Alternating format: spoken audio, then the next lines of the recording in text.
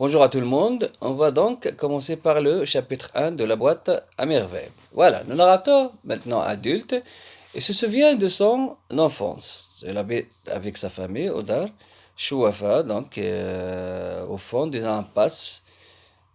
La maison porte ce nom parce qu'une voyante y habite. Donc la maison est célèbre par la voyante. Ici, la dénonciation normalement de la superstition. Voilà, tout le monde va au Chouafa. Donc, la superstition.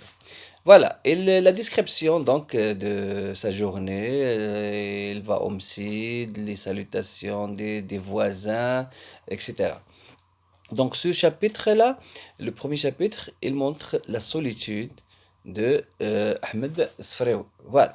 Et c'est un rêveur.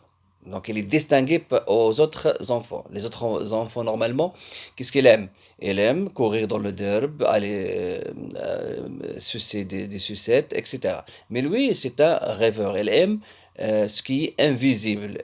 C'est pourquoi euh, la relation entre la voyante et le narrateur, c'est le monde invisible. Donc elle aime la voyante. Voilà. Donc ici, normalement, dans ce chapitre, il y a une autre chose qui se passe, c'est le dispute entre Rahma et la Zubida au problème de lessive. Voilà. Aussi la description de bain mort. Il n'aime pas le bain mort parce qu'il le considère comme l'enfer. Voilà, il n'aime pas le bain mort parce qu'il le considère comme l'enfer. Donc, lorsqu'il se sent seul, il va directement à sa boîte à merveilles, il l'ouvre, il se met à imaginer, voilà, il sort de cet univers hein, pour rencontrer un autre univers plein d'imagination et plein de choses fabuleuses. Voilà, ça c'est le premier chapitre. Donc, il y a beaucoup de descriptions, beaucoup de relations entre les voisins, et aussi, il décrit l'homicide. Oh, il n'aime pas le frère. Pourquoi il n'aime pas le frère? Parce que c'est un homme coléreux et les frappe toujours au hasard. Il les frappe donc ici, directement, il nous dit que la façon de l'enseignement homicide, il était contre. Voilà donc. Deuxième chapitre de la boîte à merveilles ne commence par un jour qui est néfaste, qui n'aime pas ce jour-là. Il déteste le jour de mardi. Pourquoi? Parce que c'est le jour de la récitation des versets coraniques. Voilà. Donc il n'aime pas l'homicide. Aussi, ce chapitre, il est distingué par une chose qui est arrivée ici, c'est la visite de Sidi Ali Boral. Donc, le plus important ici dans ce chapitre, c'est la visite de Sidi Ali Boral. Pourquoi? Parce que le narrateur, il est frappé de l'œil et sa mère, la Zubita, elle a la migraine. Elle a la migraine. Donc, la Aïcha, l'amie de la Zubida, les conseille d'aller visiter Sidi Ali Bouralib et boire son eau qui est sacrée pour se faire guérir. Mais au lieu de se faire guérir, elle est revenue malade parce qu'elle est frappée par un chat. Donc, il est revenu malade. Donc, ici, la dénonciation, elle est contre la superstition. Et c'est dans ce chapitre. Voilà.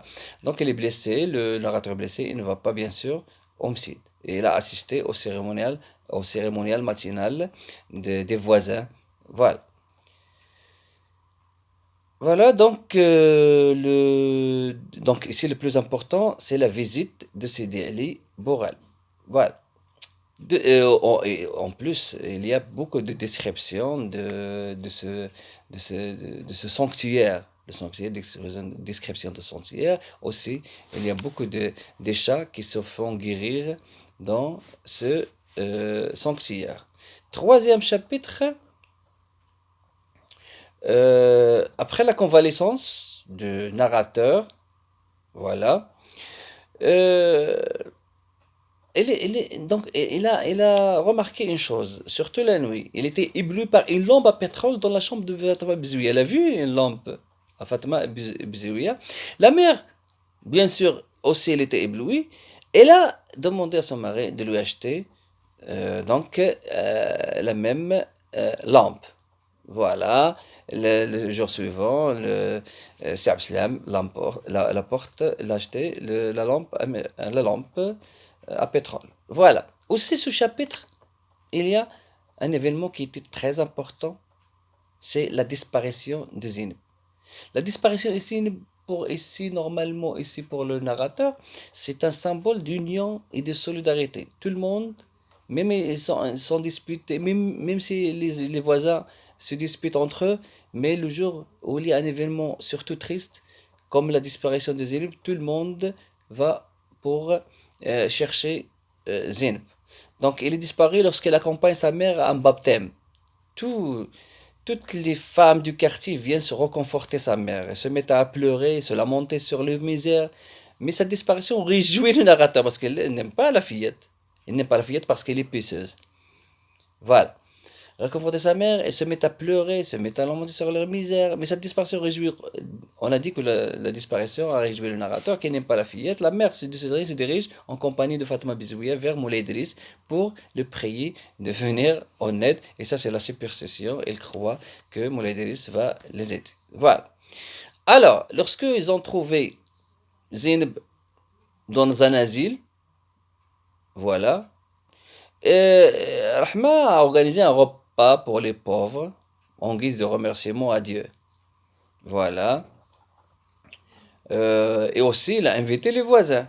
Voilà, et il leur sert un sert de mie délicieux. C'est le couscous. C'est normal, c'est le couscous.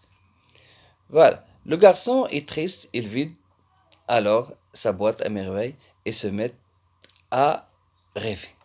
Voilà. Ça, normalement, c'est le troisième chapitre. Le vidéo prochain, on va attaquer le quatrième chapitre.